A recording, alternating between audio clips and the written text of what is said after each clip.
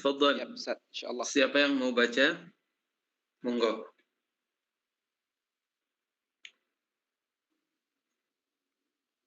Ana Ustaz. Tafadhal, tafadhal. Bismillahirrahmanirrahim. Alhamdulillahirabbil alamin. Wa bihi nasta'in ala umuri dunya waddin. Asyhadu an la ilaha illallah wahdahu la syarika lah wa asyhadu anna Muhammadan abduhu wa rasuluh sallallahu alaihi wa ala alihi wa ashabihi wa man tabi'ahum bi ihsanin ila yaumiddin. Amma ba'du. Allahumma ighfir li syekhina wa lis-sami'ina. Yaqulul muallif rahimahullahu ta'ala yaqulul muallif hafizahullahu ta'ala taqsimul wajib bin nazari ila al-mukhatab bi fi'lihi. ينقسم الواجب بالنظر إلى المخاطب بفعله قسمين عيني وكفائي. الواجب العيني وهو ما طلب الشرع فعله من كل مكلف بعينه كالصلاة والزكاة والحج. كفائي هو ما طلب الشرع حصوله من غير تعيين فاعله، وهذا النوع يدخل فيه ما أوجبه الله على الأمة بمجموعها من غير تخصيص أفراد بأعيانهم كالجهاد، وما أوجبه على جماعة محصورة من غير تحديد من يقوم به منهم بعينه كوجوب غسل الميت وتكفينه والصلاة عليه، فإن ذلك واجب على من حوله من المسلمين. أهم الفروق بين بسم الله والصلاة والسلام على رسول الله وعلى آله وصحبه ومن والاه. اللهم لا علم لنا إلا ما علمتنا وعلمنا علم ما ينفعنا. رب اشرح لي صدري ويسر لي أمري واحلل عقدة من لساني يفقهوا قولي. السلام عليكم ورحمة الله وبركاته.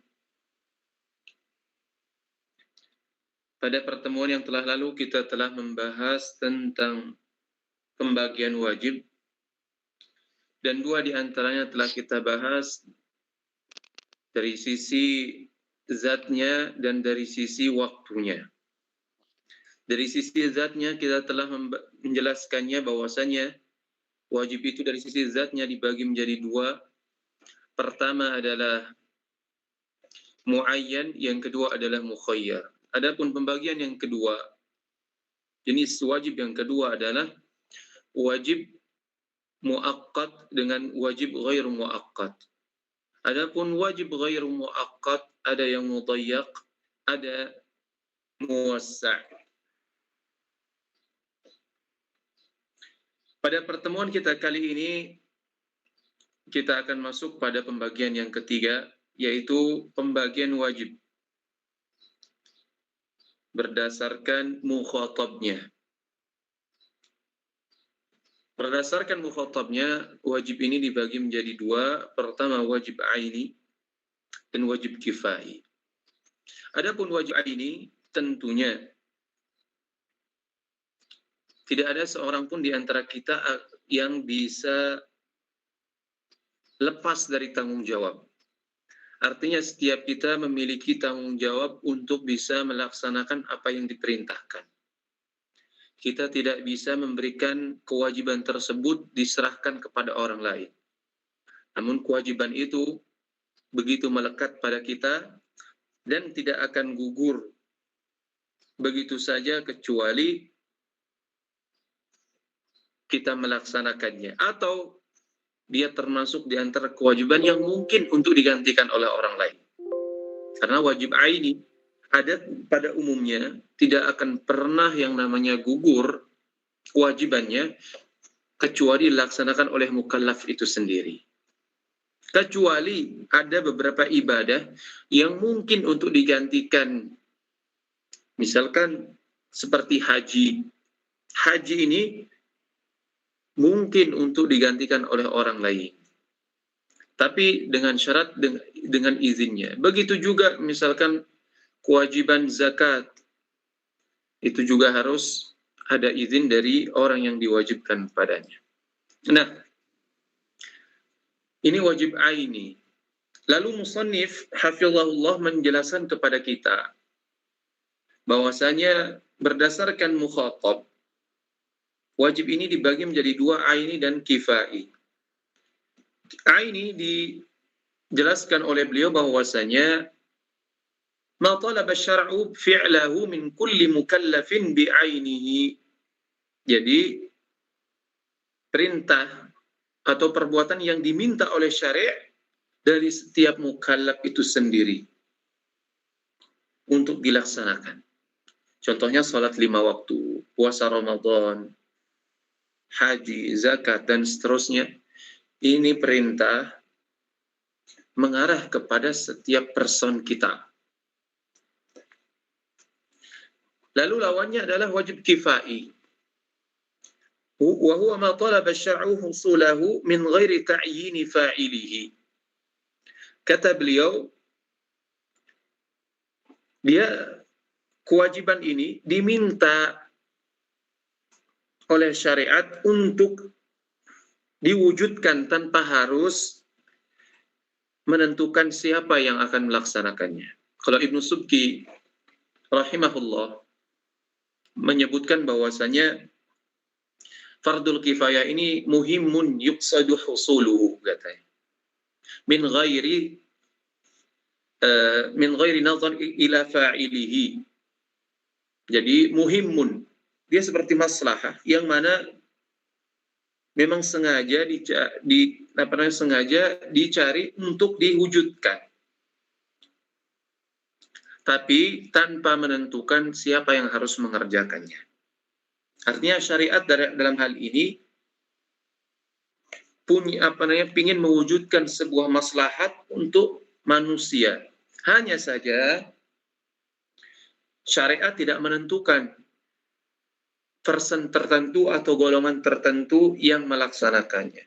Namun dia terbuka kepada semua orang. Siapa saja. Karena apa? Tujuannya adalah wujudnya perbuatan tersebut, adanya maslahat tersebut. Tapi kalau dalam fardul ain, maslahat secara pribadi, secara persen, dan juga maslahat ibadah itu, semuanya ingin diwujudkan oleh syariat.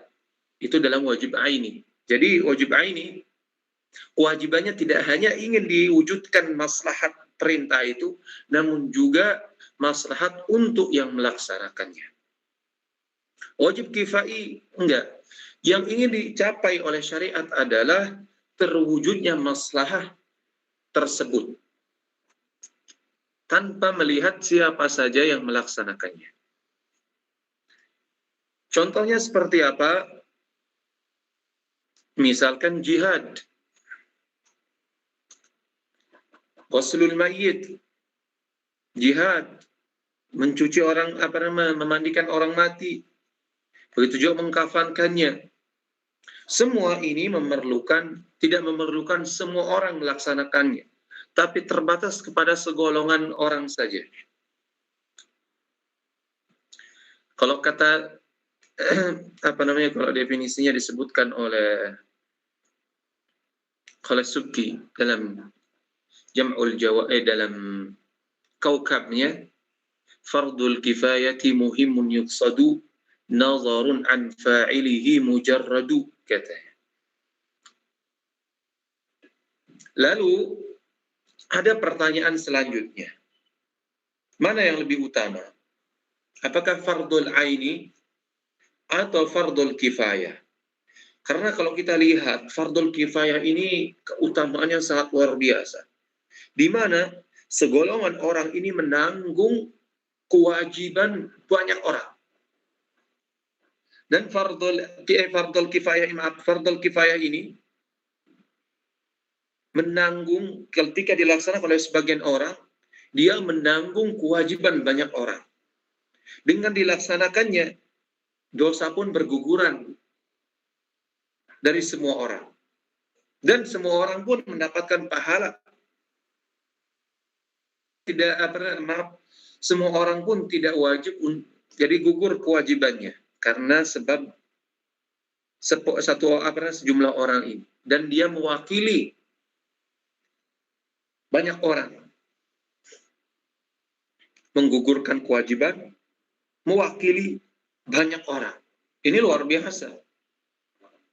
Sehingga sebagian ulama karena melihat daripada athar efek dari fardul kifayah ini menganggap bahwasanya fardul kifayah ini lebih utama dibandingkan fardul ain. Yang mana fardul ain itu yang efeknya hanya kepada pribadi, katanya. Sehingga As-Subki rahimahullah mengatakan di antara ulama Syafi'iyah yang menganggap bahwasanya fardul kifayah ini lebih utama daripada fardul aini adalah Imam Abu Muhammad Abdullah bin Al-Juwaini dan anaknya yaitu Abdul Malik bin Abdullah, yaitu Imamul Haramain. Begitu juga Al-Ustadz Al-Isfirayini.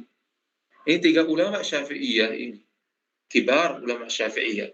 Dan sebagiannya adalah ashabul wujuh menganggap bahwasanya fardul kifayah ini lebih utama dibandingkan fardul aini yang disebutkan oleh Subki dalam kaukabnya, wa za'ama al-ustadz wal juwaini wa najluhu yafdulu fardul aini, katanya. Al-Isfirayini, Al-Ustadz Al-Isfirayini juga Al-Juwaini, Abu Muhammad, dan najluhu, yaitu anaknya, yaitu Imamul Haramain, menganggap mereka menganggap bahwasanya fardul kifayah ini yafdulu fardul aini, lebih utama dibanding fardul kifayah. Namun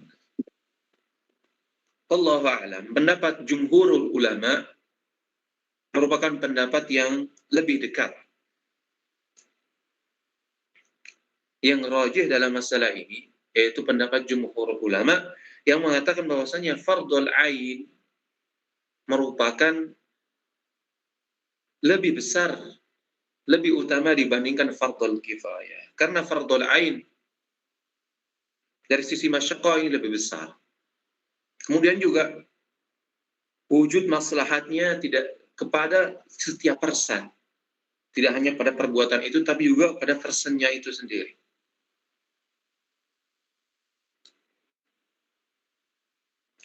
Dan mayoritasnya tidak bisa digantikan oleh orang lain.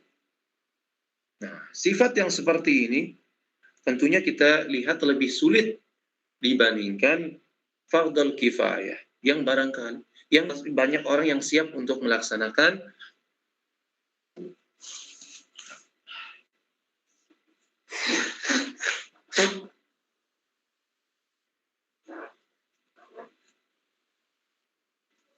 selesai. Iya, tafadhal. ثم يقول المؤلف حفظه الله تعالى: أهم الفروق بين الواجب العيني والواجب الكفائي.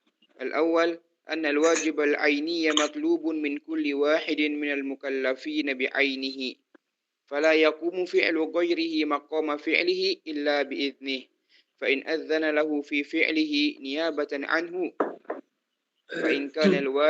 فإن كان الواجب مما تدخل النيابة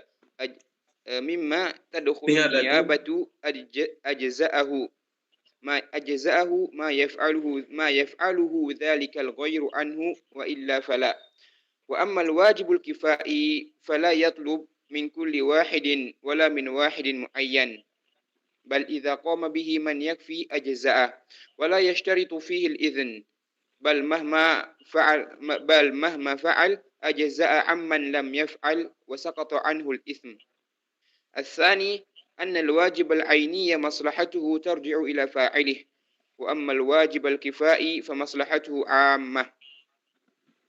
الواجب الكفائي ينوب فيه البعض عن الكل، وأما الواجب العيني فلا يكفي فعل بعض المكلفين عن بعضهم الآخر.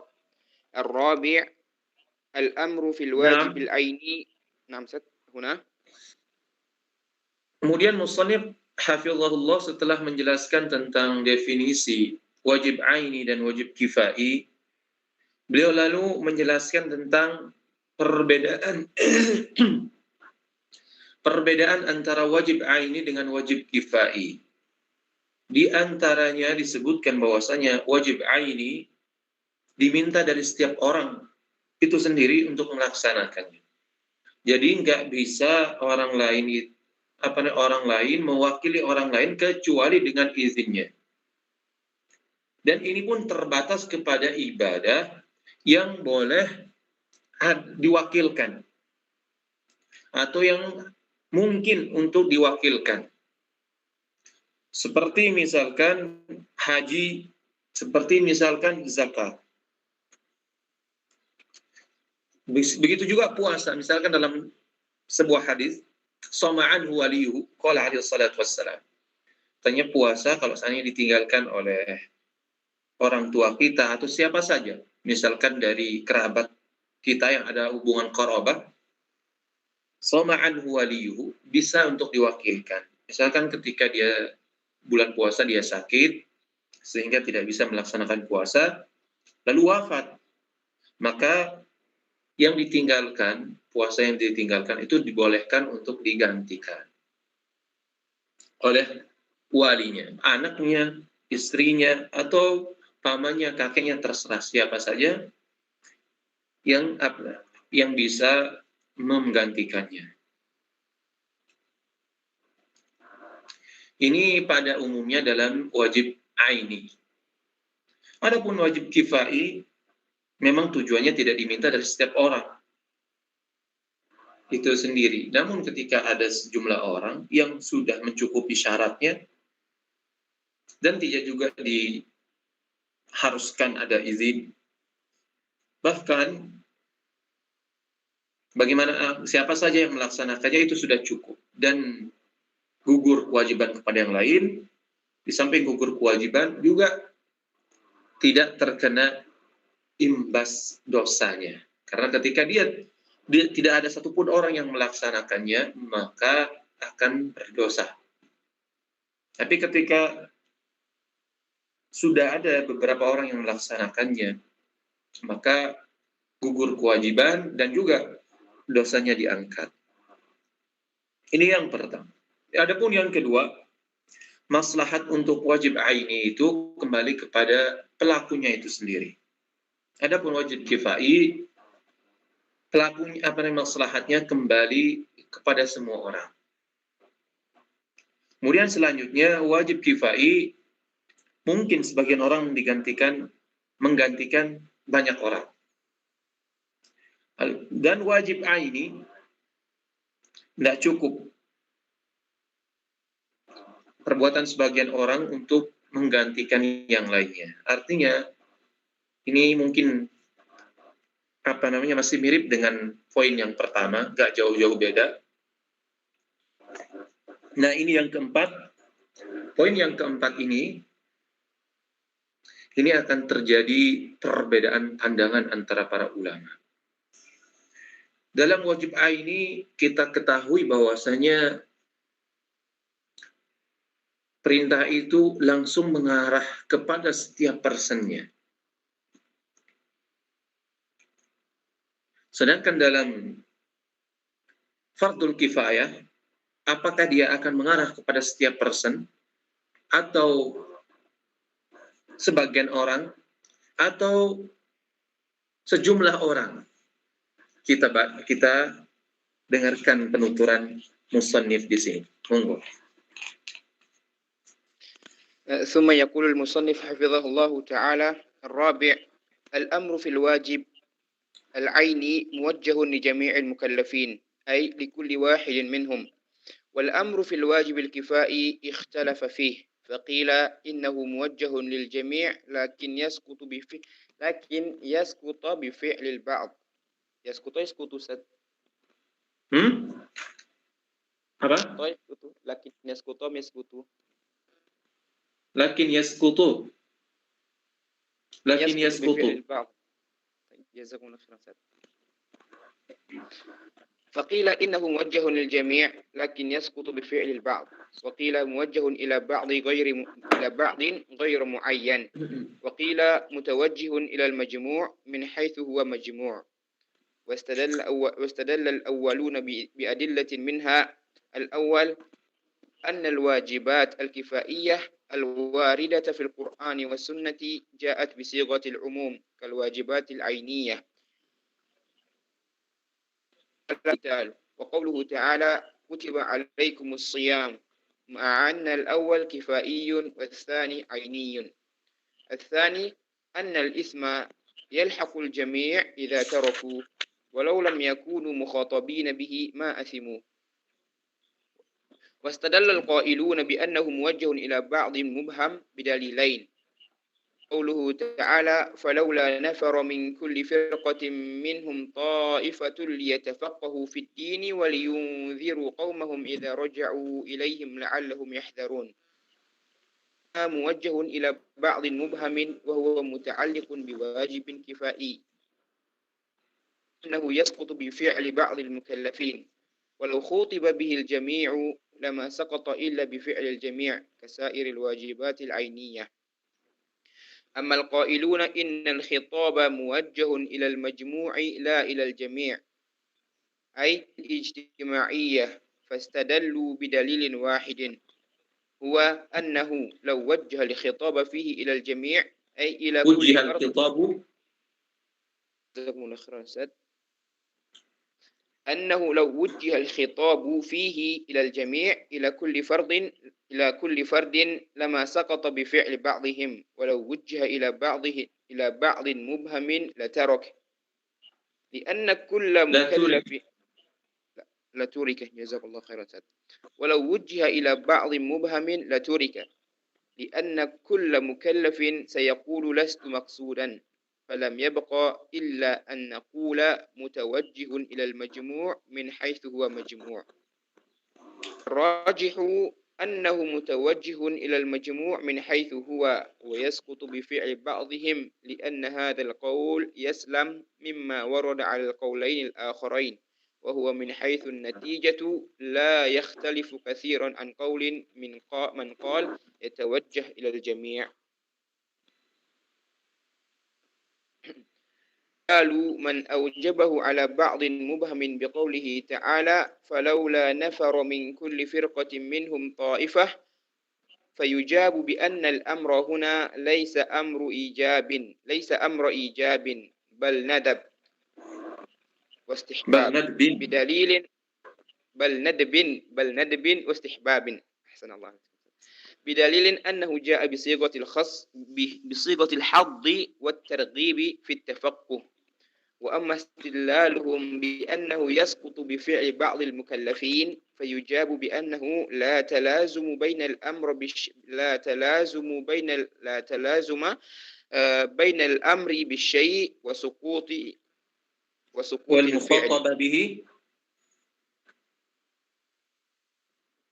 أنا لم أصل إليه. طبعا. فإن الواجب العيني لا خلاف في توجه الأمر فيه إلى كل واحد من المكلفين، ومع ذلك يسقط من غير فعل بالنسخ أو بفوات الوقت المحدد للعبادة عند من يرى ذلك، أو بأخذ الواجب منه دون إذنه، أو بإسقاط صاحب الحق إن كان حقا لآدمي.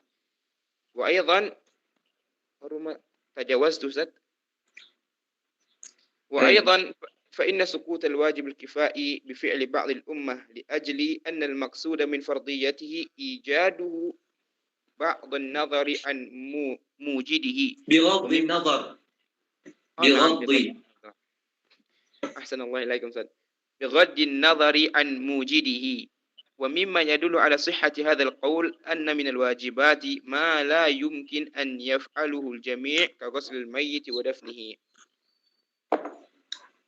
Baik. Apa perbedaan antara al-jami' dengan majmu'? Adakah di antara antum yang memahami perbedaan antara jami' dan majmu'? Mungkin kalau al-jami' Ustaz mencakupi keseluruhan, adapun al-majmu' bagian daripada keseluruhan tersebut. Bagian daripada keseluruhan. Bagaimana? Kok bagian daripada keseluruhan berarti dia sebagian, bukan keseluruhan?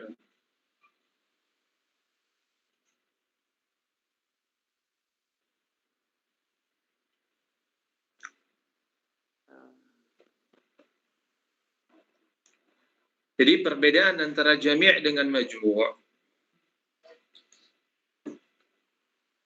Kalau jami' itu istighraq sifatin ma likafatil asya katanya. Jadi istighraq sifat. Jadi sebuah sifat yang mencakup keseluruhan sesuatu. Dalam artian tidak ada satupun yang akan lepas. Artinya kewajibannya itu mencakup setiap fard, setiap personnya, setiap bagiannya. Itu dikatakan jami'. Jadi kalau misalkan kita katakan kullu nafsin dha'iqatul maut. Nah ini maksudnya adalah kulliyah. Maknanya kulliyah yang maknanya jami'. Artinya setiap person itu kena. Tapi kalau majmu', ini idhafatu syai' ila syai'. Menggabungkan, jadi sesuatu yang terpecah, kemudian jadikan satu, nah itu majmu'. Dan tidak mengharuskan perintahnya diarahkan kepada setiap personnya. Jadi perintah itu diarahkan kepada majmu' sebagai sebuah majmu', kumpulan. Gimana itu maksudnya? Misalkan kita katakan ar-rijal aqwa minan nisa. Ar-rijal aqwa minan nisa. Kalau kita lihat majmu'ur rijal, kita lihat sebagai sebuah majmu', bukan sebagai setiap personnya. Kalau jami'ur rijal, kita katakan aqwa minan nisa, nah berarti setiap person laki-laki itu lebih kuat daripada perempuan. Dan ini akan dibantah oleh realita. Kenapa? Karena dalam realitas sebagian perempuan ada yang lebih kuat daripada. Tapi sebagai sebuah majmu' katanya, majmu'ur rijal. Al-aqwa, ar-rijal aqwa minan nisa, majmu'. Jadi sebagai sebuah majmu' tidak ditentukan persennya, tapi kalau di totalitas semuanya itu lebih kuat dibandingkan perempuan. Nah itu gambarannya antara majmu'. Jadi atau misalkan majmu' juga. Angka ini dikatakan sebagai majmu'. Jadi asmaul a'dad. Nama angka itu 20. Ini kan majmu'. Jadi tersusun dari angka 1, 2, 3 seterusnya sehingga dikatakan 20. 20 ini majmu', kumpulan dari angka-angka. Misalkan dari 10 tambah 10 atau 5 tambah 15 dan seterusnya. Ini dikatakan majmu'. Jadi, apa beda pendapat yang pertama dengan pendapat yang ketiga? Pendapat yang pertama dia mengatakan innahu muwajjahun lil jami', lakin yasqutu bi fi'lil ba'dhi. Bahwasanya fardul kifayah ini diarahkan kepada setiap person. Namun, artinya seluruhnya itu kena kewajiban tanpa terkecuali. Katanya bi fi'lil ba'dhi, akan gugur kalau sebagian orang yang melaksanakannya. Adapun pendapat yang kedua dia katakan muwajjahun ghairi muayyan, atau dikatakan sebagai mubham.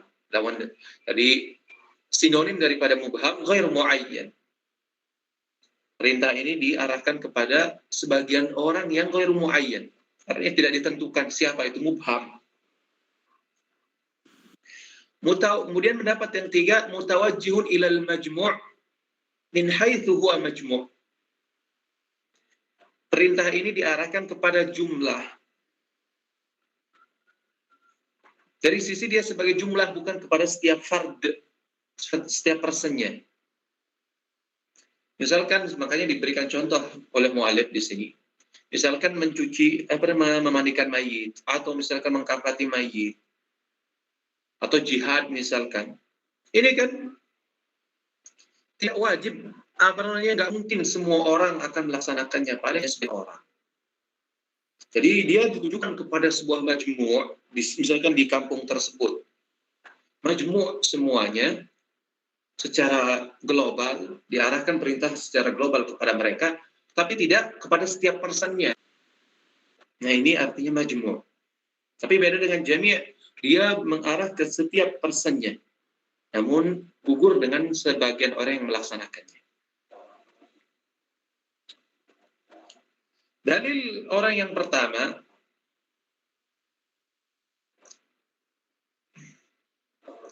bahwasanya yang menunjukkan wajib ini diarahkan perintahnya kepada setiap orang, artinya semua kalangan, firman Allah Subhanahu wa taala. Kutiba alaikumul qital, katanya. Kutiba alaikumus siyam. Kutiba alaikumul qital, yaitu jihad, sekalipun sigatnya atau uslubnya sama dengan perintah secara perintah yang sifatnya aini. Kutiba alaikumul qital, di sini kan uslubnya atau sigat yang digunakan oleh syar'i sama dengan kutiba alaikumus siyam. Ayat yang pertama tadi, kutiba alaikumul qital, kita semua sepakat bahwasanya tidak semua orang diwajibkan untuk ikut berjihad. Sedangkan kutiba alaikumus siyam, kita yakin bahwasanya setiap orang wajib untuk melakukan puasa. Nah, yang pertama tadi adalah kifai, yang kedua adalah aini. Ini menunjukkan katanya bahwasanya perintah ini pada hukum asalnya mencakup keseluruhan setiap person.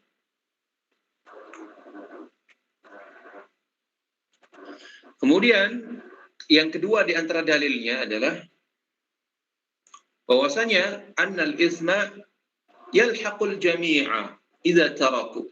Jadi kalau seandainya semua orang meninggalkan, kita sepakat bahwasanya dosa ini akan ditanggung oleh semuanya. Hukumnya kalau seandainya katanya mereka tidak diperintah, maka nggak akan mungkin mereka akan diberikan dosa.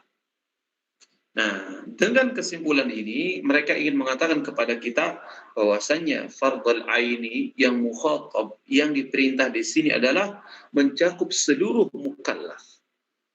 Namun dia akan gugur sekalipun ada seorang atau dua orang, terserah berapa orang yang melaksanakannya, dan itu terpenuhi. Nah, jadi gugur kewajiban untuk yang lain.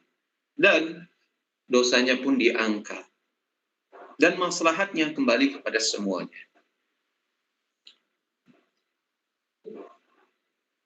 Apa dalil orang yang pertama, orang yang kedua? Ini adalah pendapat Ar-Razi yang dipilih oleh Ibnu Subki, yaitu Tajuddin As-Subki dalam Jam'ul Jawami'nya. Kalau kata rahimahullah, wa huwa 'alal kulli ra'al jumhur, katanya. Wa huwa 'alal kulli, yaitu fardhul kifayah, itu 'alal kulli ra'al jumhur. Jadi fardhul kifayah menurut jumhur perintahnya itu muwajjah lil jami', yaitu kepada semua orang, kepada setiap person. Wal qawlu bil ba'dhi huwal mansur, kata Suyuti, dan ini pendapatnya Subki. Wal qawlu bil ba'dhi huwal mansur. Jadi pendapat yang dikuatkan atau diambil oleh Subki rahimahullah dalam Jam'ul Jawami' adalah perintah ini kembali kepada sebagian orang. Dan sebagian orang ini sifatnya adalah mubham. Setelah itu, mereka Subki sendiri kemudian terjadi khilaf di dalam masalah ini. Sebagian orang ini faqila mubhamun wa qila uyyina, katanya. Wa qila man qama bihi wa wuhida. Tapi jadi pendapat yang mengatakan bahwasanya perintah ini kembali kepada sebagian orang mubham yang tidak ghair muayyan, tidak ditentukan, ini terjadi khilaf di antara mereka. Orang ini apakah dia muayyan atau mubham atau man qama bihi wa wuhina, katanya. Dan pendapat yang terakhir ini siapa saja melaksanakan termasuk pendapat yang ditad'if atau dilemahkan. Apapun yang pertama, mubham, dia tetap mubham. Sebagian yang ghair muayyan ini mubham, katanya, nggak tahu siapa saja. dia muayyan atau dia muayyan sebagiannya. Orang ini artinya ditentukan siapa mereka, atau katanya man qama bihi, siapa saja yang melaksanakannya. Tapi pendapat yang ketiga ini ditolak. Lepas dari semua itu, kembali kepada pendapat yang disebutkan oleh mu'allif di sini dalam kitab kita,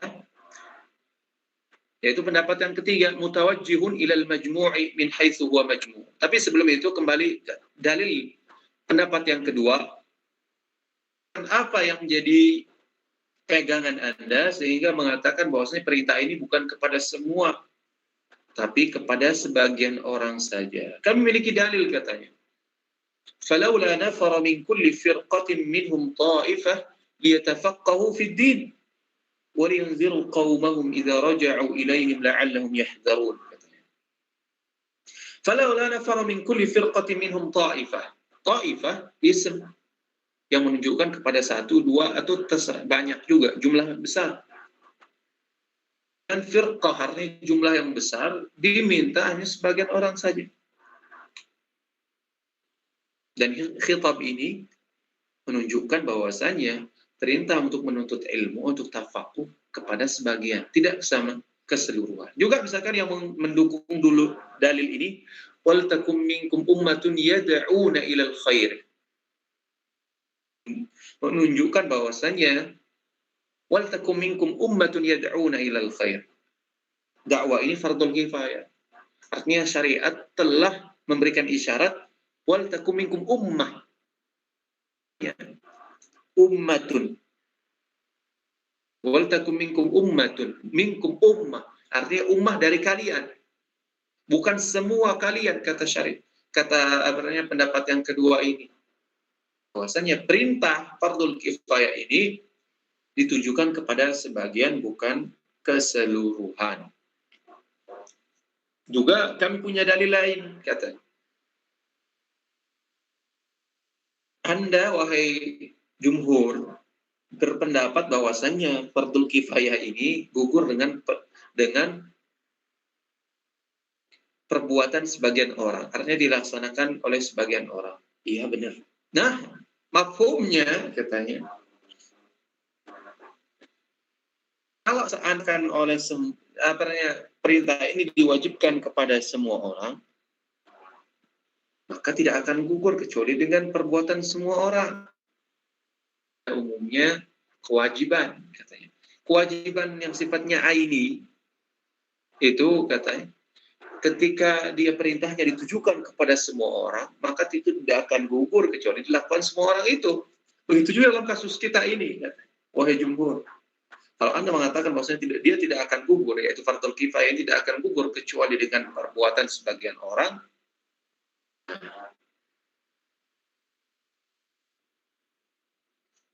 maaf, fardhu kifayah wahai jumhur, bahwasanya Anda meyakini dia akan gugur dengan orang.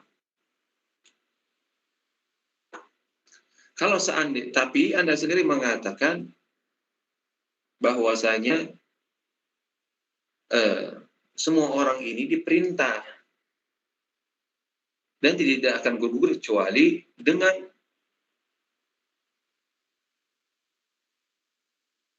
jadi kalau seandainya fardhu kifayah ini semua orang diperintah untuk melaksanakannya, sesungguhnya tidak akan gugur kecuali dengan semua orang yang melaksanakannya.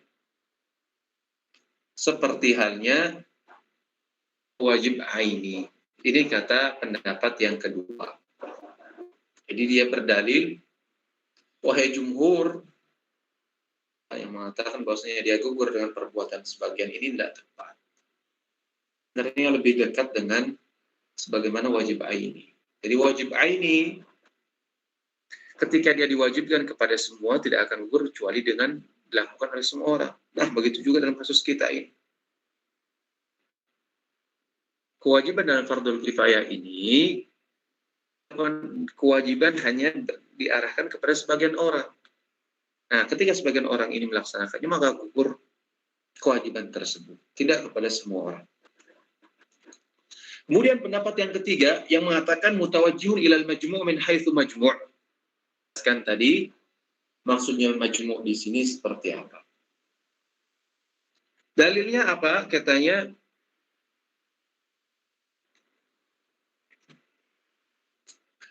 kalau seandainya perintah ini dalam fardhu kifayah ini diarahkan kepada setiap person, maka tidak akan gugur kewajiban fardhu kifayah dengan perbuatan sebagian orang. Begitu juga kalau seandainya diarahkan kepada sebagian yang mubham, maka fardhu kifayah ini bisa ditinggalkan. Kenapa? Katanya karena setiap orang bakal mengatakan, bukan saya yang dimaksudkan oleh perintah ini. Maka dengan metode metode taksim ini, kalau dalam ilmu jadal atau dalam qawaidih illah, dalam qiyas ini masuk dalam sabr wa taksim. Dia katakan, jadi kalau seandainya khitab ini diarahkan kepada semua orang, berarti setiap personnya wajib melaksanakan. Konsekuensinya tidak akan gugur kewajiban ini kecuali dilaksanakan oleh semuanya. Berarti dia menolak pendapat yang pertama tadi. Dia setuju dengan dalil yang dikemukakan oleh pendapat kedua kepada pendapat pertama. Lalu dia juga ingin meruntuhkan pendapat kedua. Thayyib, wahai madhab yang kedua, kalau Anda mengatakan bahwasannya dia merupakan kewajiban ini diarahkan kepada sebagian mubham, maka ini berpotensi untuk ditinggalkan fardhu kifayah ini. Karena apa? Setiap orang bakal mengatakan saya ini bukan yang dimaksudkan. Akhirnya semua orang saling lempar kewajiban. Ketika saling lempar kewajiban, maka akannya. Dan ini tentunya efeknya tidak baik. Karena tidak akan terlaksana kewajiban yang diminta oleh syariat. Maka tidak ada pendapat yang lebih tepat katanya, kecuali mengatakan perintah ini diarahkan kepada komunitas. Sebagai sebuah komunitas secara menyeluruh, tapi bukan kita katakan setiap orangnya, dan juga tidak kita katakan bahwasanya dia paham pada sebagian, namun sebagai sebuah komunitas. Nah, itulah pendapat yang dipilih oleh muallif di sini, bahwasanya dia diperintah ini diwajibkan atau perintahnya diarahkan kepada komunitas, bukan kepada seluruh atau kepada sebagian yang mubham. Dan konsekuensinya siapa saja yang melaksanakannya maka akan gugur kewajiban tersebut.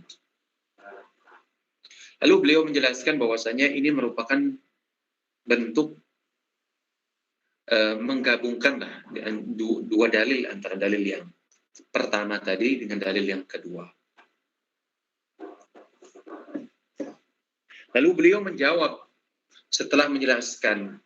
Sebenarnya tadi sudah secara langsung membantah pendapat yang pertama dan yang kedua ketika dia mengatakan bahwasanya la wujha fi al-khitab fi ilal jami', sebenarnya sudah terjawab di antara dalil yang dikemukakan oleh pendapat yang pertama dan pendapat yang kedua.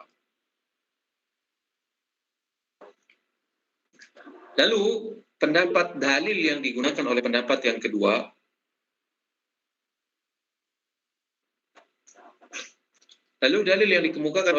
pendapat yang kedua dibantah katanya. Adapun yang berdalil fala nafara ta'ifah, maka perintah di sana itu bukanlah perintah wajib, namun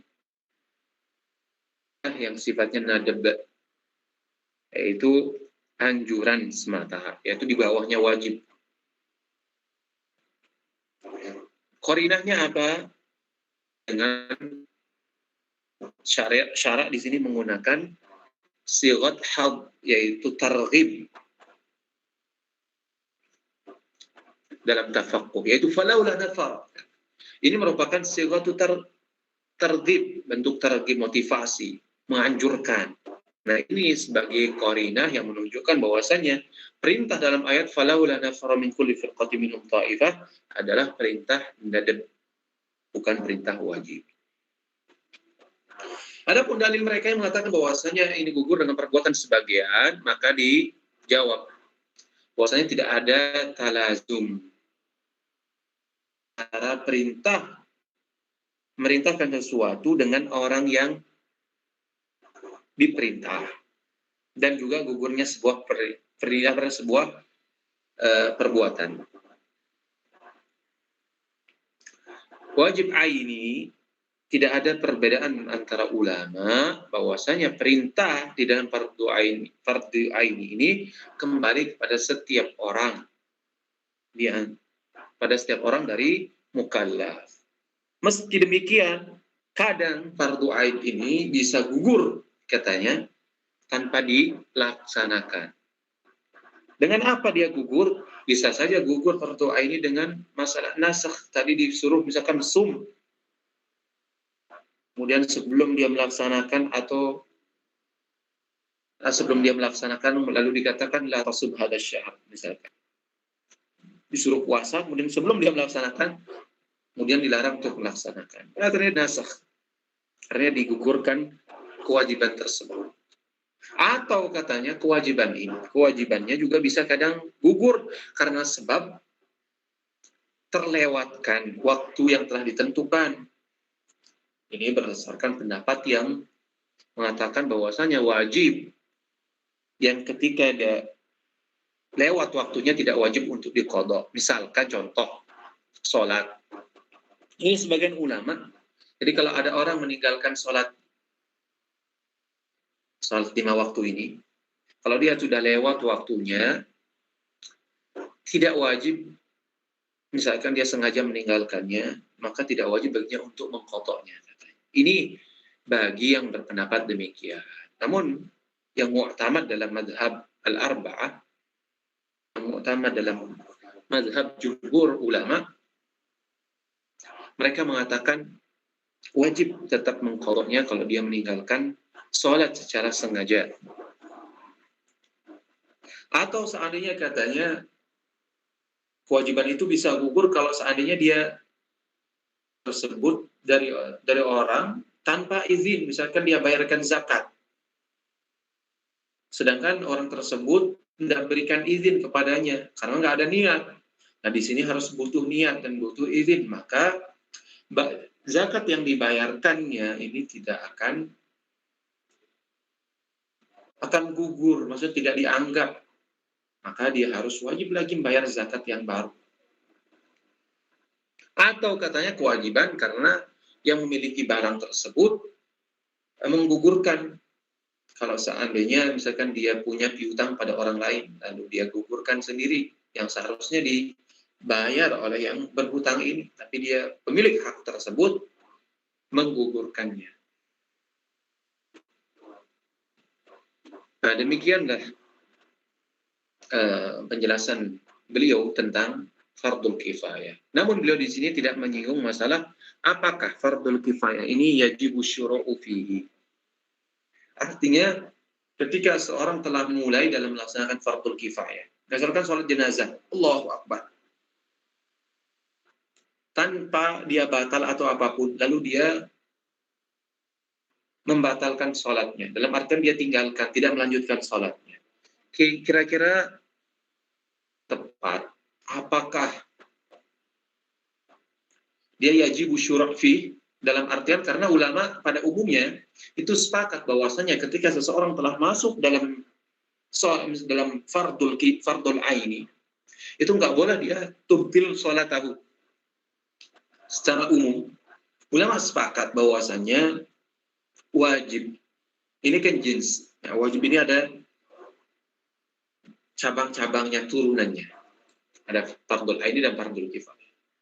Dalam fardul aini mereka mengatakan bahwasanya tidak boleh ketika orang sudah masuk dalam fardul aini, dia tidak boleh memutus sholatnya atau dalam memutus kewajibannya.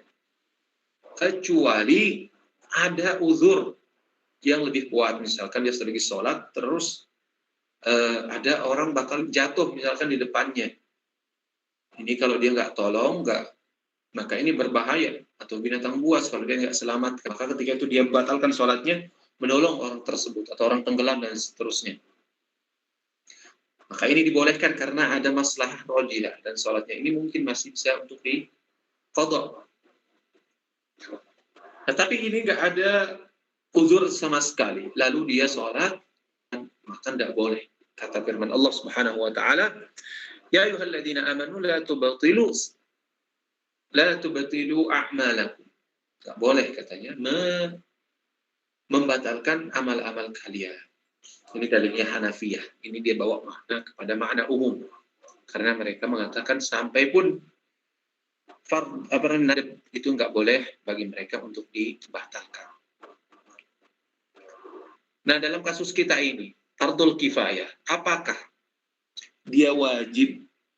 Enggak boleh kita memutusnya atau boleh? Jadi ketika masuk dalam fardul kifayah, anggap sholat jenazah misalnya, Allahu Akbar. Ketika dia telah masuk dalam sholat jenazah, bolehkah dia membatalkan atau memutuskan sholat jenazah tersebut tanpa ada uzur apapun? Nah, dalam hal ini terjadi perbedaan pendapat dalam kalangan ulama, kalangan muslimin, menjadi dua pendapat. Pertama, bahwasanya fardul kifayah itu yajibu syuru' fi, artinya nggak boleh dibatalkan, harus diselesaikan. Ada yang mengatakan ada pendapat yang kedua mengatakan la yajibu asyuru' fi, nggak wajib kecuali dalam dua kondisi saja, yaitu ketika dalam kondisi menyolatkan sholat jenazah. Karena apa? Ketika kita berhenti menyolat tengah-tengah dalam keadaan sholat, itu seperti halnya kita tidak menghargai si mayit itu sendiri. Dan juga katanya merobek kehormatan mayit itu sendiri. Dan juga dalam jihad katanya tidak boleh kita misalkan lari. Dan ini dilarang, termasuk at-tawalli yaumaz zahfi. Ketika orang, sekalipun jihad itu fardul kifayah, kita sudah masuk dalam fardul kifayah tersebut, nggak boleh kita untuk lari atau kabur. Nah, ini pendapat mengatakan bahwasanya fardul kifayah la yajibu asyuru' fihi. Tapi mereka kecualikan dalam dua kondisi. Namun sebagian yang lain mengatakan yajib syuru' fihi. Dan ini sebagaimana disebutkan oleh As-Suyuti dalam Kaukabnya, wa fi syuru'i fil asahhi yalzamu, katanya. Wa bi syuru'i fil asahhi yalzamu. Wa mithlahu sunnatuha yanqasibu. Kata Suyuti rahimahullah di sini bahwasanya pendapat bapaknya Imam As-Subki, yaitu Taqiyuddin As-Subki, itu berpendapat as-sahih, yakni al-asah, berarti ada pendapat yang sahih, yang juga kuat al-asah, tapi yang lebih kuat dalam menurut pandangan Taqiyuddin As-Subki, wa bisyuru'i fil asahi yalzamu. Jadi yalzamu, yajibu syuru', wajib ketika orang sudah masuk dalam fardul kifayah untuk menyelesaikannya. Enggak boleh digugurkan.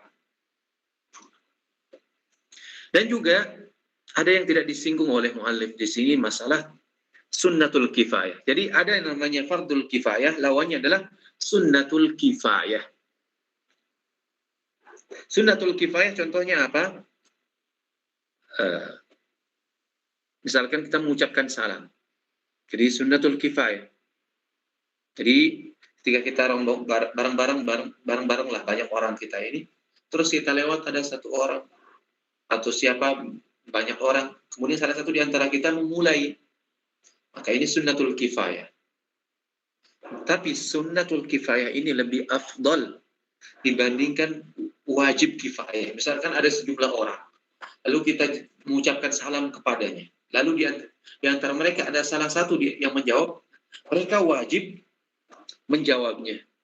Tapi kita memulainya, sekalipun itu sunnah, namun ternyata sunnah di sini lebih utama dibandingkan sunnatul kifayah dibandingkan wajib kifayah tadi. Nah, ini luar biasa. Nah, ini diantara masalah mungkin yang tidak disinggung oleh mu'alif. Kita sebutkan dari matan Jam'ul Jawami yang dialfiyahkan atau dibuat manzumah oleh Suyuti yang dinamakan Kaukab As-Sati'. Falyad'uha qari' was-sami' bi kaukabin walau yuzadu as-sati' katanya. Bi kaukab as-sati' fi usul al-fiqh. Oke, ini wajib berdasarkan mukhatabnya, orang yang diperintahnya, aini dan kifai. Lanjut kepada yang keempat. ثم يقول المصنف حفظه الله تعالى: القسم الرابع انقسام الواجب إلى محدد وغير محدد. مما يذكره الأصوليون هنا انقسام الواجب إلى محدد وغير محدد، ويعنون بالمحدد ما ورد تقديره في الشرع بمقدار ظاهر لكل أحد كمقادير الزكاة وأروش الجنايات أحسن الله إليكم وأروش الجنايات ومدة المسح. ويعنون بغير المحدد ما طلب فعله من غير تحديد مقداره مثل الطمأنينة في الركوع والسجود. وهو تقسيم لا يترتب عليه كبير فائدة. طيب, ini kita masuk pada yang keempat. وهو تقسيم لا يترتب عليه فائدة. Ya, inqisamul wajib. Jadi pembagian wajib dilihat dari apa yang ditentukan oleh syari' atau tidak ditentukan oleh syari', jumlahnya, kadarnya. Yang mereka sebut sebagai wajib muqaddar. Artinya ketentuannya ada dari syarak. Seperti sholat, itu misalkan sholat 5 waktu, itu kan semuanya muqaddar. Misalkan sholat zuhur 4 rakaat, sholat subuh 2 rakaat. Ini termasuk wajib muhaddad atau muqaddar. Artinya datang. Ma warada taqdiruhu fi syar'i bi miqdarin zahirin li kulli ahad. Artinya ada ketentuannya, kadarnya, takarannya, jumlahnya dari syariat. Jadi sholat masing-masing. Jadi sholat wajib ada 5. Nggak boleh dikorupsi menjadi 3 misalkan. Sholat Jumat misalkan 2 rakaat. Sholat maghrib ada 3 rakaat. Artinya semuanya takdirnya ini ada ketentuannya. Puasa 29 atau 30 misalkan. Atau zakat misalkan. Zakat emas misalkan 20 dinar nisabnya. Kalau misalkan perak 200 dirham misalkan. Kalau urusul jinayat misalkan kalau dia jinayatnya amd, sengaja misalkan 100 unta. Kalau seandainya tidak sengaja atau ghairu amd, itu bedanya adalah jenis untanya. Dia tetap 100, cuma jenis untanya lebih murah. Begitu juga misalkan kalau orang misalnya motong tangannya beda, tentunya ada yang 10, ada yang 5 kena masing-masing. Begitu juga waktu ketika untuk mengusap khuf berapa lama? Ada yang 1 hari untuk mukim, 3 hari untuk yang musafir. Nah, ini namanya wajib muhaddad. Adapun wajib ghair muhaddad, ma tuliba fi'luhu min ghairi tahdidi miqdarihi. Jadi perbuatan yang tidak diminta untuk melakukannya, tapi tidak ada batasannya. Contohnya apa? Misalnya tumakninah dalam rukuk maupun sujud. Berapa sih ukurannya?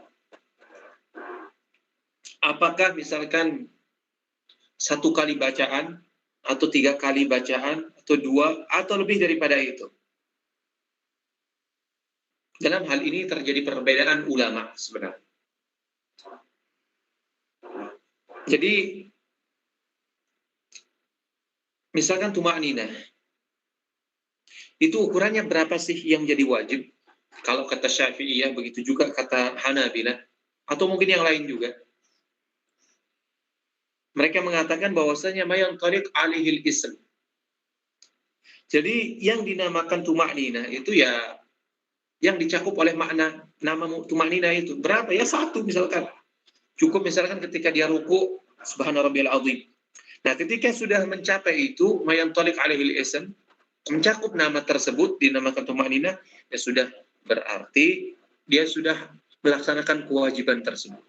Lalu tambahannya misalkan yang kedua, yang ketiga misalkan, nah apakah itu juga disifati wajib atau tidak? Nah ini sebenarnya akan dibahas oleh mu'allif nanti ketika beliau menjelaskan di setelah bab ma la yatimul wajib illa bihi. Kenapa? Karena ada kaitannya. Jadi kenapa biasanya ulama itu menjelaskan bab ini, apa namanya, al-wajib ghairul muqaddar ini. Al-wajib ghairul muqaddar ini, kenapa setelah ma la yatimul wajib illa bihi fahuwa wajib? Karena ada hubungan di antara keduanya. Jadi ma la yatimul wajib illa bihi ini juga ada ziyadah katanya, ada tambahan. Jadi dari hakikat wajib itu sendiri.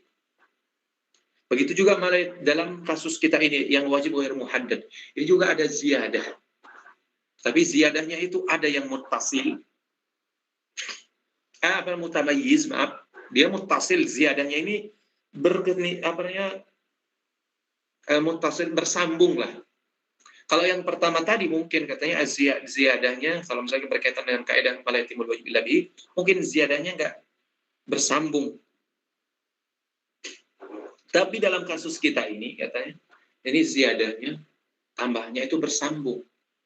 Dan dia pun dibagi menjadi 2. Ada yang mutamayyiz, artinya bisa dibedakan, wa ghairu mutamayyiz, ada yang tidak bisa dibedakan. Artinya dia satu kesatuan. Nah, yang jadi khilaf itu yang ketika dia tidak bisa dibedakan, yaitu dalam kasus kita ini, at-tuma'ninah ini. Apakah misalnya bacaan yang kedua dan ketiga ini, misalnya tuma'ninah yang kedua dan ketiga ini, tambahannya ini dikategorikan wajib karena tidak bisa dibedakan satu dengan yang lain, atau dia dianggap tidak wajib. Nah, itu nanti akan dibahas dalam penjelasan yang selanjutnya. Baik, lanjutkan ma la yatimul wajib illa bihi. Oh, udah jam berapa itu? Udah sejam kayaknya materinya ya. Kita cukupkan sampai di sini. Atau mau dilanjutkan, terserah, monggo. Sehingga nanti minggu depan atau dalam pertemuan depan kita ngambil mandub. Tapi kalau mau wakaf atau mau berhenti di sini, kita berhenti.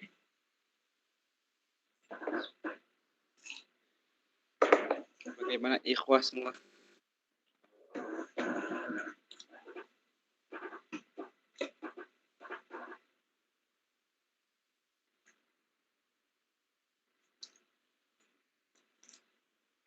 Tapi insya Allah semuanya sudah paham ini. Nggak ada pertanyaan berarti ya.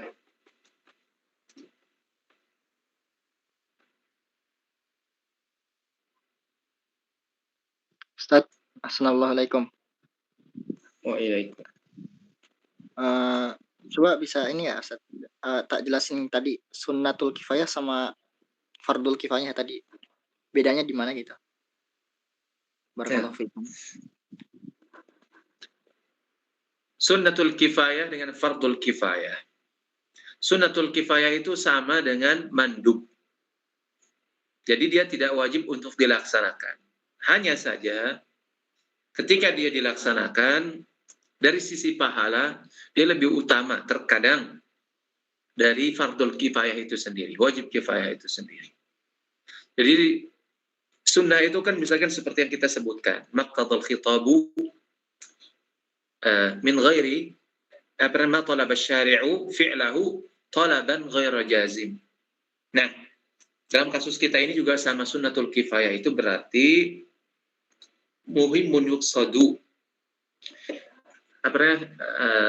Jadi ma talaba syari'u min talaban ghaira jazim min ghairi nazarin ila fa'ilihi. Dia diminta oleh syara melaksanakannya, tapi permintaan tersebut tidak sifatnya jazim. Harus. Nah, dan tanpa melihat siapa yang melaksanakannya. Siapa saja yang melaksanakannya maka gugur namanya sunnah tersebut. Artinya itu juga mendapatkan pahala.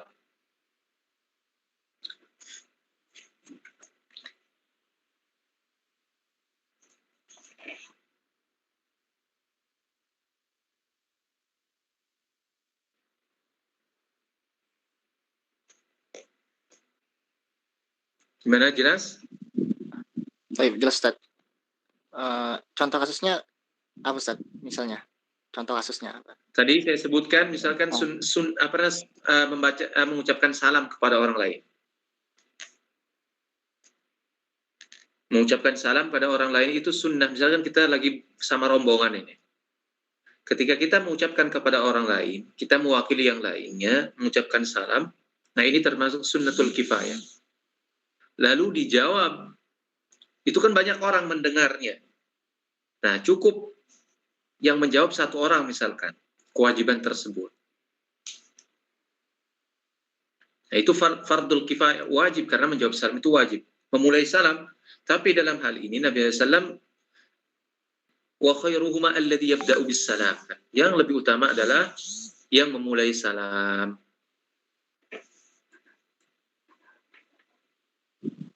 Baik, jelas Ustaz. Barakallahu fikum. Wa fikum.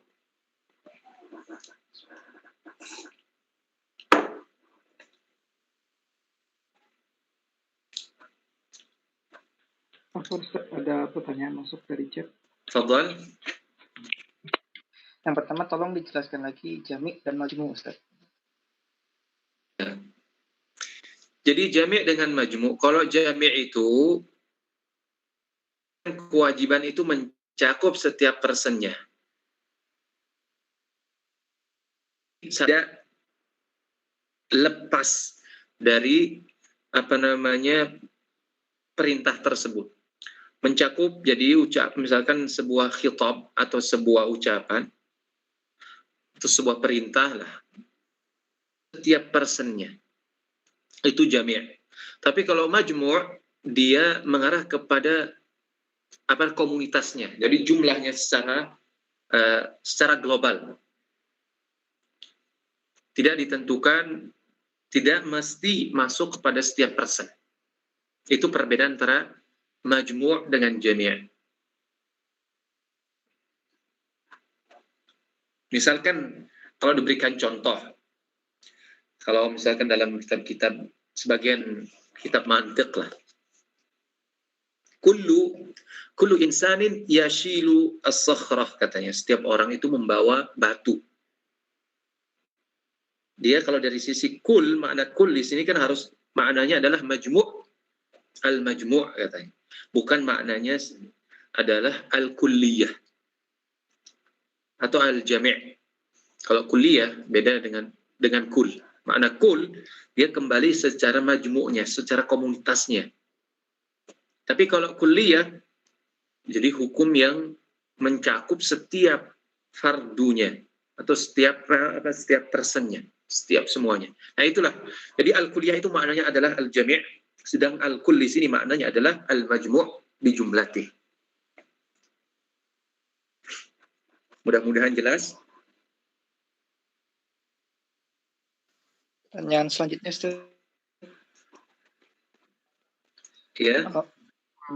Di masyarakat terjadi sholat gaib setelah ada yang melaksanakan sholat jenazah. Nah itu bagaimana hukumnya? Iya. Jawabannya. Wah, ini kita masuk dalam masalah fikih. secara khusus yang menjadi pembahasan kita sementara ini. Nah, ini dalam masalah seperti ini katanya salat ghaib kepada yang lain.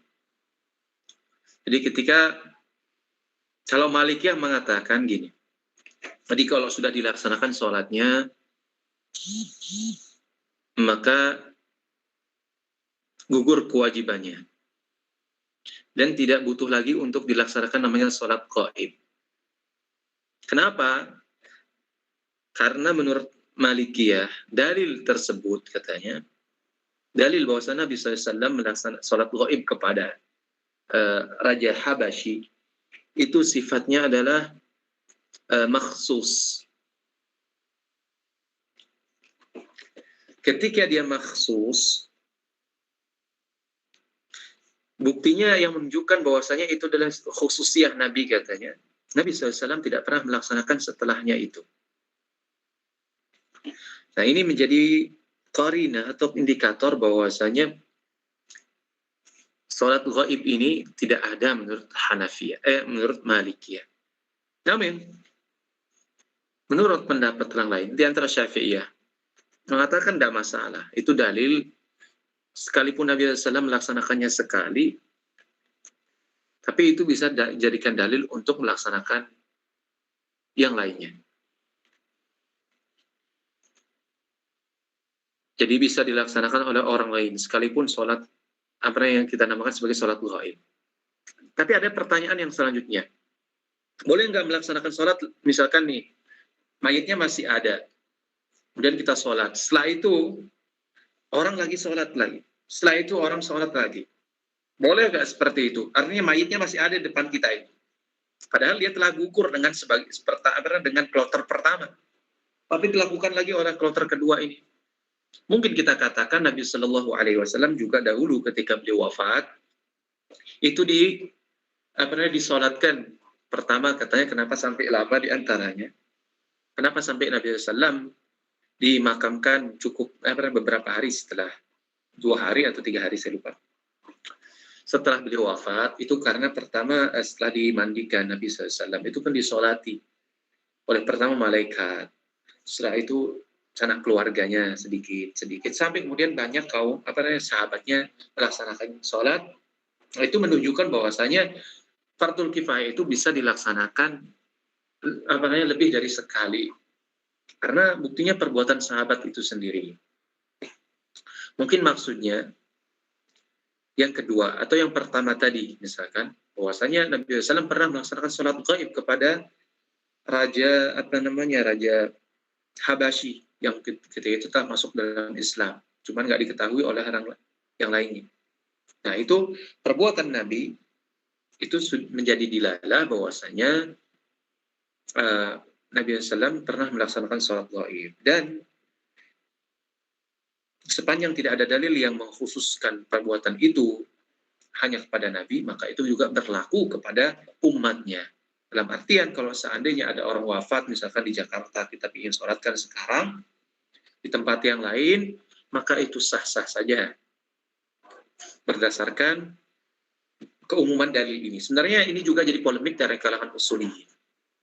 Seperti yang saya sebutkan tadi, saya perbuatan Nabi apakah itu dibawa pada hukum asalnya, apakah dia khusus kepada Nabi atau mencakup selain daripada Nabi Shallallahu Alaihi Wasallam. Ini masalah usuliyah yang dalam nanti akan dibahas dalam masalah amr. Di amr itu ketika Nabi SAW memerintahkan satu sesuatu misalkan, apakah perintah itu kepada Nabi Tok atau pada hukum asalnya kepada seluruhnya. Nah, ini diantara masalahnya. Nah, sepertinya Malikiyah, wallahu alam, kalau saya nggak salah tadi, itu berpandangan bahwasanya sholat ghaib itu khusus kepada Nabi SAW. Tapi menurut jumhur, kalau nggak salah saya, atau ulama lain selain daripada Malikiyah mengatakan boleh melaksanakan sholat ghaib dengan dalil perbuatan Nabi SAW kepada Raja Habasyi. Dan kita katakan hukum asal dari perbuatan Nabi SAW adalah umum, berlaku kepada setiap umatnya. Sepanjang tidak ada dalil yang mengkhususkannya. Wallahu a'lam.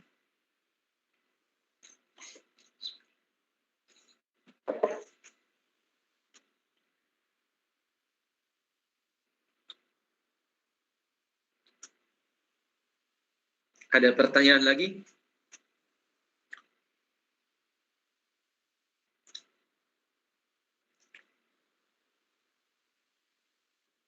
Mumpung masih ada waktu.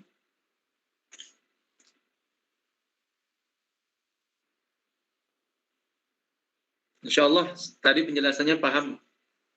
Mudah-mudahan ya. Wah, cuma seberapa lembar ini kita dapat ini. Hari ini cuma, ya Allah, cuma 3 lembar. Seharusnya saya targetkan tadi, ya setidaknya selesailah ziyadatul wajib wa muhaddad sebelum mandub lah, atau mandub bisa kita ambil tadi sebagiannya. Tapi nggak apa-apa lah, insya Allah dalam pertemuan yang akan datang kita bisa mengambil qadar yang lebih besar. Karena ini nggak tahu ini, mudah-mudahan kita bisa istiqomah terus ya. Fikih ini sangat penting bagi antum, bagi kita semua lah, untuk melawan arus liberalisasi, pluralisme, sekularisme, juga membantah bahwasanya Islam ini atau syariat Islam ini adalah syariat yang jumud.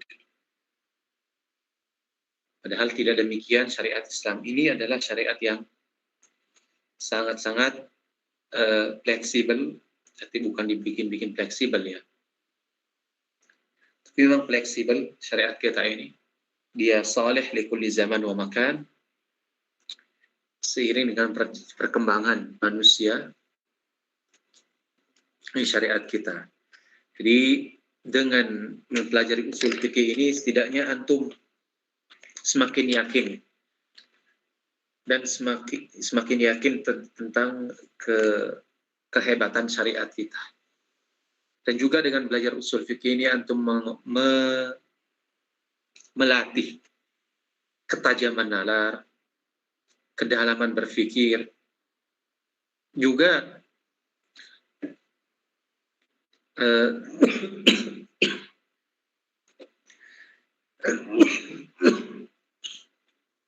sifat kritis kita lah.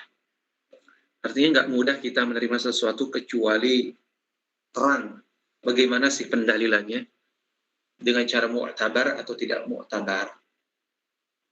Itu juga dengan usul fikih ini antum semakin bisa menguji setiap pendapat. Tapi buah yang dihasilkan setelah belajar usul fikih tentunya buah yang tidak langsung begitu kita dapatkan. Artinya setelah kita pupuk langsung dapat, belum tentu. Kita bakal dapatkan nanti seiring dengan perjalanan waktu. Berbeda dengan antum belajar ilmu fikih. Ketika antum belajar ilmu fikih mungkin akan lebih cepat buah yang kita bisa peroleh dibanding kita belajar usul fikih. Karena belajar usul fikih kita dituntut untuk mewujudkan malakah dalam diri kita. Kemudian kita juga ditempa agar sering melihat cara istidlal para ulama. Misalnya ketika kita hadir ketika ayat, misalkan anggap setiap hari kita membaca ayat, misalnya bulan puasa besok ini, ya ayyuhalladzina amanu kutiba alaikumusshiyam.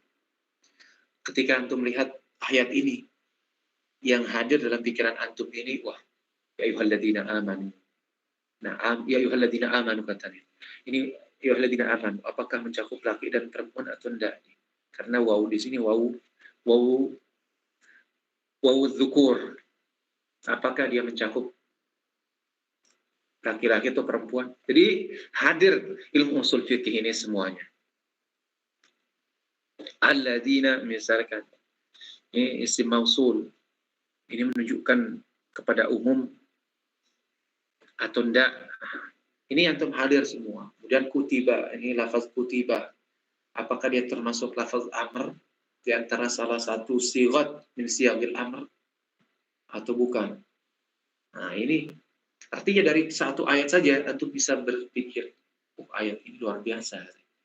Dari satu ayat ini kita bisa banyak melihat kaidah-kaidah. Alaikumusiyam kama kutiba 'alal ladzina min qablikum. Nah, ini berarti puasa ini apakah termasuk syar'u man qablana? Nah, syar'u man qablana apakah termasuk dalil hujjah atau tidak? Antum berpikir lagi. Terus la'allakum tattaqun. La'alla di sini apakah maknanya taraji atau maknanya illah, ta'lil. Ini maknanya ta'lil. Jadi tujuan daripada puasa ini apa sih? Ternyata ada, berarti la'alla di sini maknanya adalah untuk ta'lil. Dan seterusnya. Artinya antum dengan ilmu usul fikih ini antum merasakan nikmatnya. Berarti seperti ini loh, dahulu para ulama berpikir. Tidak lewat satu kata pun kecuali mereka memikirkan ada bisa istinbat di sana. Maka tidak heran ketika Syafi'i rahimahullah pernah beristinbat dari sebuah hadis tentang masalah ya Aba Umair madza fa'ala Nughair. Itu berkaitan tentang burung. Katanya Imam Syafi'i rahimahullah dari hadis tersebut 70 kaidah 70 faedah. Nah ini artinya orang bisa mengambil manfaat dari dalil-dalil tersebut sejauh mana pengetahuannya dengan usul fikih ini. Jadi semakin dalam maka antum bakal mendapatkan banyak hal. Istinbat antum akan semakin dalam juga. Maka kalau antum ingin memperoleh itu, maka harus idza ishtaddal, apa kata sebagian ulama, kata idza ishtaddal kalaf hanat al-kulaf. Al-kalaf itu kalafa, artinya ahabba. Al-kalaf dari masdar dari kalafa yaklifu, artinya ahabba. Jadi ketika bertambah sesuatu, misalkan kita cinta pada ilmu ini, ilmu usul fikih ini, maka hanat al-kulaf, artinya masyaqqah, kesulitan yang kita peroleh, yang kita hadapi, atau yang menghalangi kita di dalam mencapai tujuan kita untuk belajar usul fikih ini, terasa ringan bagi kita. Dan insya Allah mudah-mudahan ketika antum setidaknya telah mempelajari usul fikih mulai dari yang untuk pemula, pertengahan, dan akhir dengan semangat. Sampai sekarang saya ini termasuk sudah belasan tahun lah. Ketika SMA saya juga sudah mempelajari usul fikih Abdul Wahab Khallaf di pesantren dahulu, yang digabungkan dengan usul fikihnya setidaknya dengan usul fikihnya Dr. Wahbah Az-Zuhaili, usul fiqh al-Islami. Kemudian belajar di Libya juga ada usul fikihnya. Kemudian takhassus di sini juga, di Saudi lah, takhassus dahulu di Libya sempat 3 tahunan. Pesantren, terus di sini, ya sampai sekarang alhamdulillah saya sudah lebih daripada 9 tahun di Saudi ini. Sudah 9 tahun lebih. Jadi belajar usul fikih, ta'amuk dalam usul fikih ini kalau bisa dikatakan sekitar 9 tahunan lah. Tapi sebenarnya padahal kalau dihitung keseluruhan, hampir mungkin lebih daripada 3 tambah 4, 7 tambah 9. 16 tahunan kira-kira saya bergelut dalam hal ini.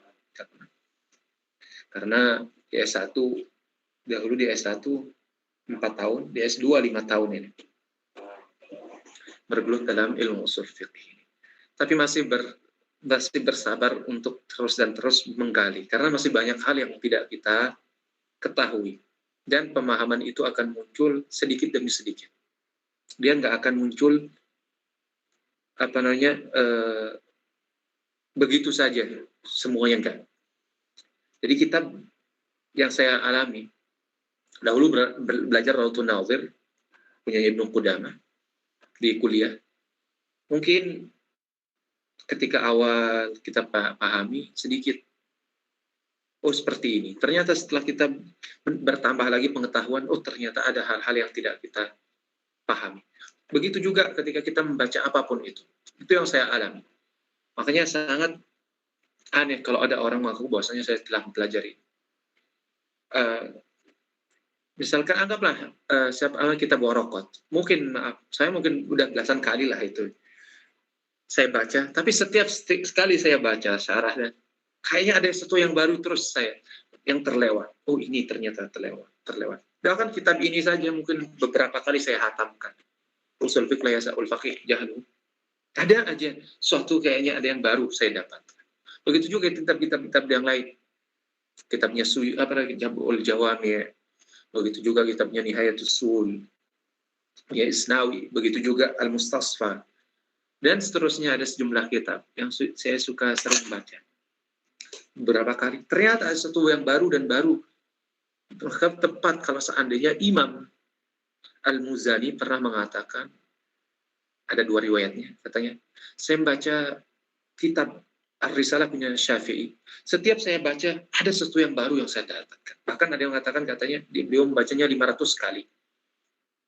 Setiap beliau membaca, ada sesuatu yang baru yang terlewatkan. Bahkan ada yang mengatakan 50 tahun beliau membaca kitab Ar-Risalah punya Imam Syafi'i. Tidaklah setiap beliau baca, kecuali ada sesuatu yang baru.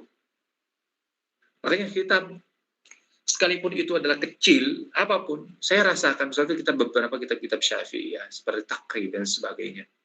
Takrib, atau naik sedikit. Itu ketika dibaca, kita sudah hatam, oh biasa saja, udah lewat. Tapi ketika dibaca lagi, lihat dengan baca tafakuh, ternyata ada yang lewat. Baca Al-Minhaj, baca Amdatus Sa'li, dan seterusnya.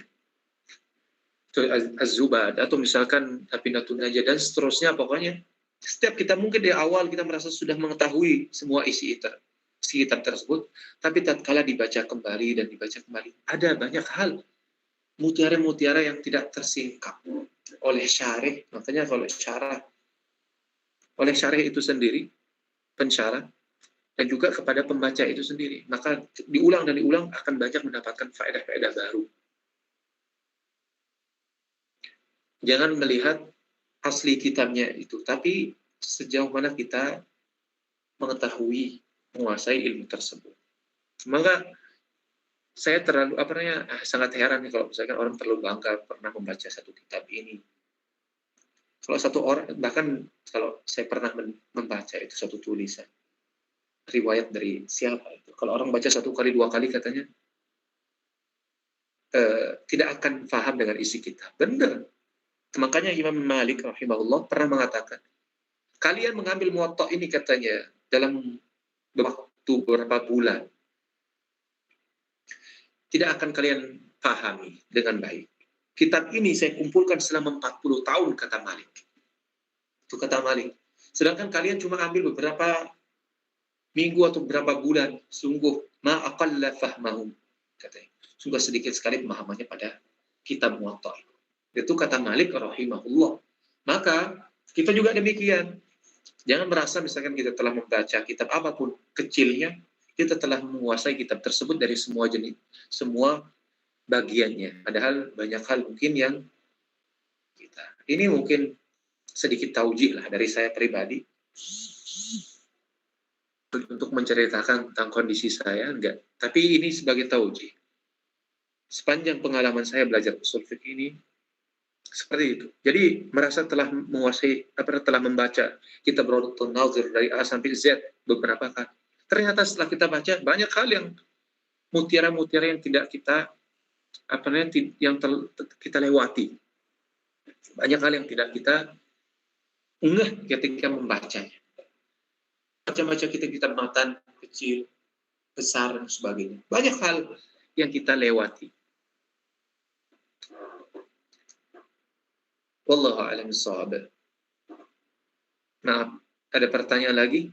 Ada Ustaz terakhir satu ini. Apa itu? Mohon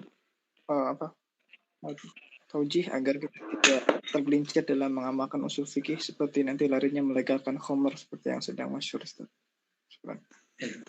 Oke. Jadi belajar usul fikih ini ilmu alat.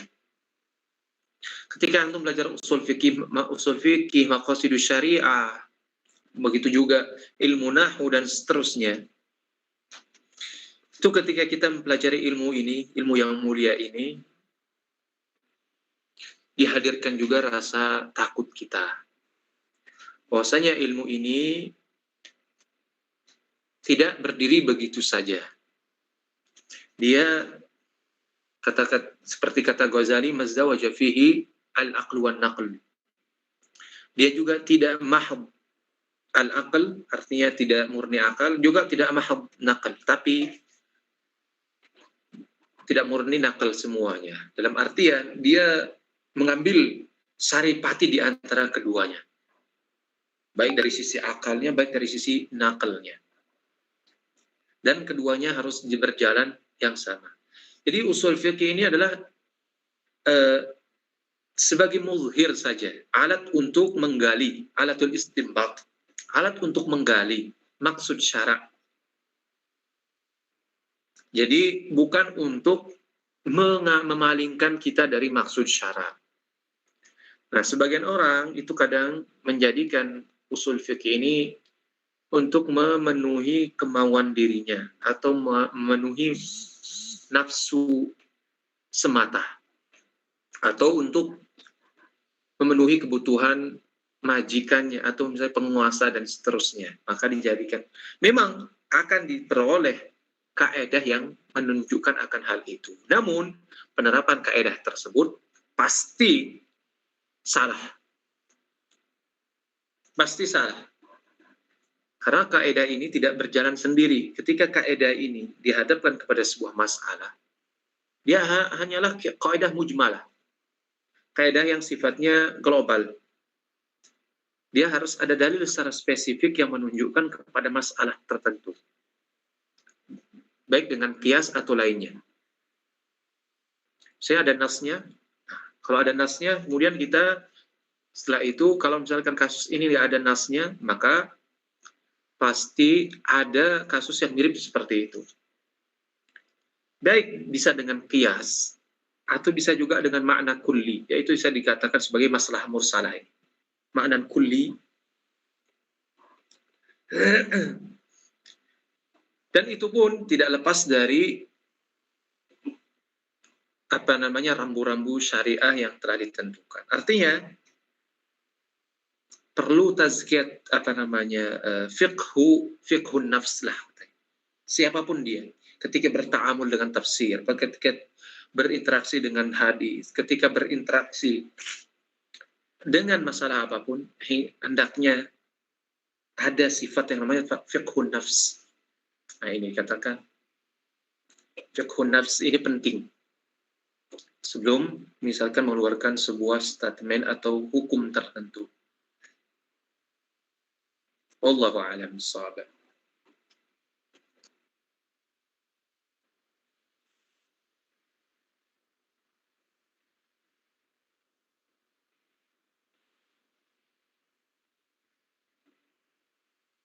Mana? Sudah cukup? Jazakumullah khairan katsira atas perhatian antum dan kehadirannya. Mudah-mudahan ini yang tersisa sekitar 20 orangan ini. Kadang 30 lah. Dari awal kemarin mungkin lagi semangat-semangatnya, Masya Allah. Tapi inilah al-mustafain al-akhyar insyaallah. Dari yang sedikit insyaallah akan menebar manfaat. Mudah-mudahan kita diberikan istiqamah. Terima kasih untuk semuanya. Terima kasih untuk yang membantu kita dalam melancarkan kajian ini. Semoga Allah Subhanahu wa taala memberikan ganjaran jazakumullah khairan katsira wa athabakum thawaban jazila wa baraka fi ilmikum. Subhanakallah bihamdika asyhadu an la ilaha illa anta astaghfiruka wa atubu ilaik. Assalamualaikum warahmatullahi wabarakatuh. Waalaikumsalam warahmatullahi wabarakatuh. Jazakallah khair Ustaz. Wa iyyakum. Assalamualaikum warahmatullahi wabarakatuh. Jazakallahu khair.